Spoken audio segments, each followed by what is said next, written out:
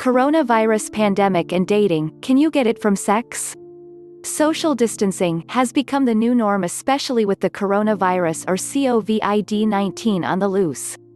Unlike how dating apps used to function where people would match online and talk until they decide to meet up then leave the dating app alone, there could be a shift in dating schematics as people try to avoid meeting with new people or going outside in general. According to social media, people might be using these online dating platforms more. A possible change would be that people would most likely communicate more online or minimize dating and getting to know new strangers altogether. This could be a start of a whole different dating game where people would actually spend more time talking to each other. Tinder is warning users to protect themselves from coronavirus, but can you get it from sex? Tinder is looking out for your health. The popular dating app recently sent out a pop-up that reads, "While we want you to continue to have fun, protecting yourself from the coronavirus is more important," reported Business Insider. The pop-up then goes on to give common-sense disease prevention advice, such as washing your hands and using hand sanitizer, with a link to visit the World Health Organization (WHO) for more info.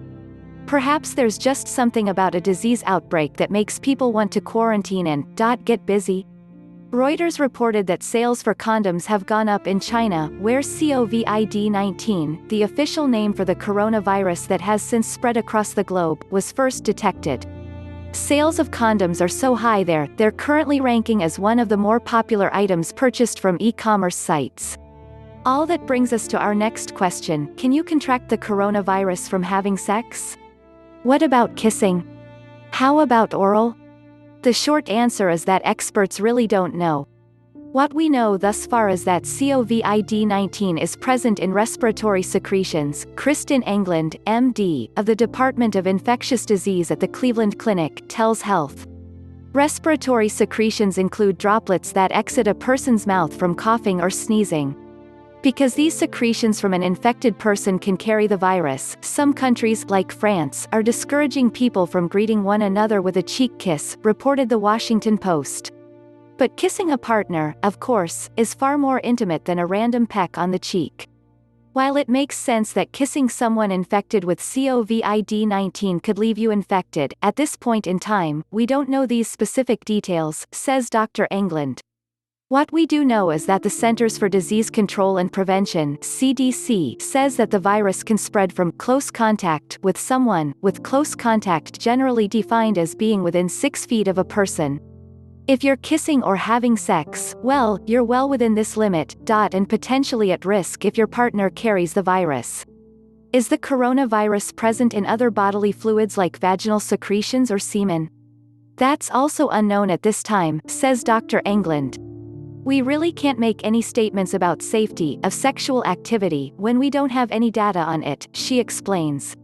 If you're concerned about staying healthy, then it makes sense to avoid kissing or getting physically close to a partner who is showing signs of the coronavirus, which include flu-like symptoms such as coughing, sneezing, and having a fever. We think that the risk of transmission is greatest when people are symptomatic, says Dr. England. If you're worried that a partner could be a carrier of the coronavirus but is not showing signs, it's best to postpone any sex sessions until you know their health status for sure. The information in this story is accurate as of press time.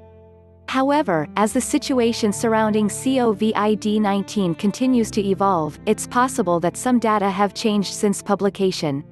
While Health is trying to keep our stories as up-to-date as possible, we also encourage viewers to stay informed on news and recommendations for their own communities by using the CDC, WHO, and their local public health department as resources. Now the question comes. How will Tinder, OkCupid, and other online dating platforms fare during this pandemic? Before the pandemic, these online dating platforms were usually used only for the introductory process but then would switch to other forms of social media to continue the conversation as those other social medias are more convenient compared to the features offered on these online dating platforms. If these online dating platforms could improve the features offered on their platforms, they might have a huge chance of replacing most social media platforms as a medium for interaction between people, especially in the dating perspective. So has the coronavirus or COVID-19 scared people away from dating in general? Although there might be some people who are now too scared to date, dating and communication with a person you are attracted to is a human need that will later on resurface despite the pandemic.